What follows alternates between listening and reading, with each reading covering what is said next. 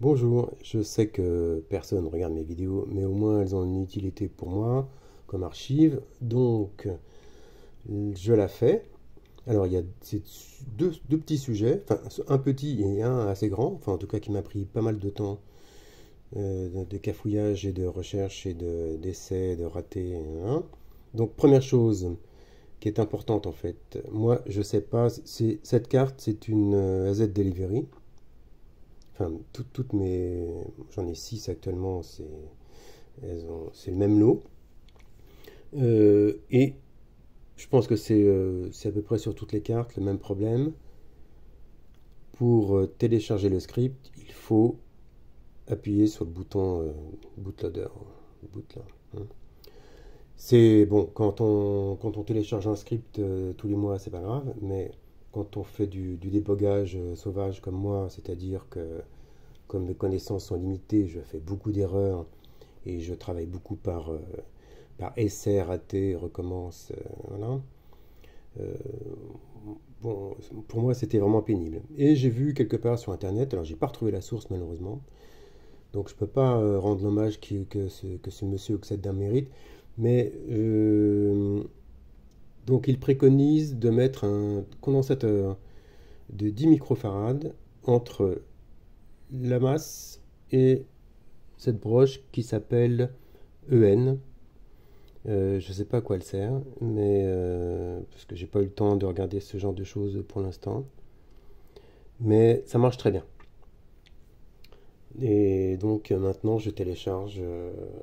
Ça va pas tellement plus vite, mais je peux faire autre chose pendant ce temps-là. On n'est pas stressé par bon là il faut que j'appuie, etc. C'était vraiment pénible. Là ça fait comme sur une Arduino Uno. On appuie une fois, enfin on clique une fois et c'est bon. Donc c'est très confortable. Pourquoi j'ai cette petite lipo là? C'est un petit accu pour. En fait, c'est des accus que j'ai pour des, des drones, des petits drones un peu jouets là, bon, aéromodélisme, hein.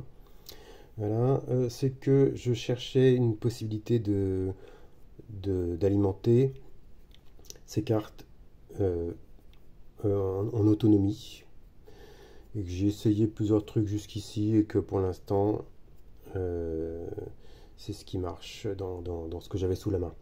Alors il y a sûrement plein de solutions. J'en profite pour signaler, parce que je l'ai déjà écrit, mais surtout n'alimentez pas en 9 volts comme j'ai essayé de le faire à un moment donné. J'étais fatigué, j'ai pas regardé, hein, j'ai mis en 9 volts. Ça chauffait et c'est normal que ça chauffe, hein. Je rappelle que la puce, le SP32, c'est juste ça, hein. Ça, c'est alimenté en 3 volts. D'accord. Donc là, il y a un régulateur, ok, mais c'est pas prévu pour réguler du 9 volts ou du 12 volts, hein. Ça le fait, mais à mon avis, ça le fera pas longtemps parce que ça chauffait sérieusement. Donc, euh, la lipo, c'est une lipo 1S, c'est nominal 3 volts 8, mais c'est en fait ça se charge à 4 volts. Ça c'est des HV, donc ça se charge à 4,35. Et bon, la faible consommation du montage, euh, ça dure, je sais pas encore combien de temps ça peut durer, mais alors vous savez que les lipos n'ont pas de, ces lipos là n'ont pas de système interne de surveillance, de, bon, qui arrêterait la décharge, etc. Il faut faire très attention, hein, en dessous de 3 volts 5, il faut vraiment faire attention. Et en dessous de 3 volts 3, c'est vraiment dangereux pour la Q. Alors naturellement, c'est beaucoup moins dangereux que quand on vole en drone, parce que le drone, il vide la pile, il vide la Q en, je sais pas, en 3 minutes, hein, maximum. Donc c'est très dangereux quand on arrive à 3,5, hop, on atterrit. Mais là, bon, ça va tellement lentement qu'on a le temps de voir, hein. Et donc d'ailleurs, mon prochain projet, ce sera ça, je pense, de voir où on en est sur la Q pour éventuellement couper au moins une alarme, ou couper, je pense, hein, couper mettre la plaque en sous-alimentation, hein, en veille profonde, hein. Veille profonde, c'est quelques micro-ampères, hein.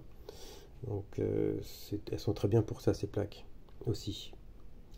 Bon, voilà. Maintenant, donc la grosse question que je me suis posée ces dernières 24 heures, c'est j'ai cette plaque-là qui a un défaut, le DHT, pardon, hein. Ce DHT22 a un défaut, il est mal calibré, ou il a pris un coup, je sais pas, parce que c'est des capteurs avec lesquels j'ai joué il y a quelques années, peut-être que bon, j'ai peut-être fait des bêtises aussi, je sais pas, hein. Ou c'est un défaut de fabrication, je sais pas. En tout cas, j'ai au moins 1 degré de différence entre les deux. Celui-là, il est tout à fait correct, il est calibré, vraiment, il sort d'usine en étant calibré, quoi, hein. C'est la vraie température et la vraie humidité, vérifiée avec sonde et tout. Celui-là, bon, il y a 1 degré en plus. Donc, il faudrait l'étalonner. Convertir, hein, en tout cas, hein. On dit étalonner, mais c'est pas de l'étalonnage, puisque je touche pas au DHT. Je convertis dans le script, hein, comme je le montrerai tout à l'heure sur l'écran. Et donc, voilà, ça c'est c'est le projet que je vais vous montrer sur l'écran.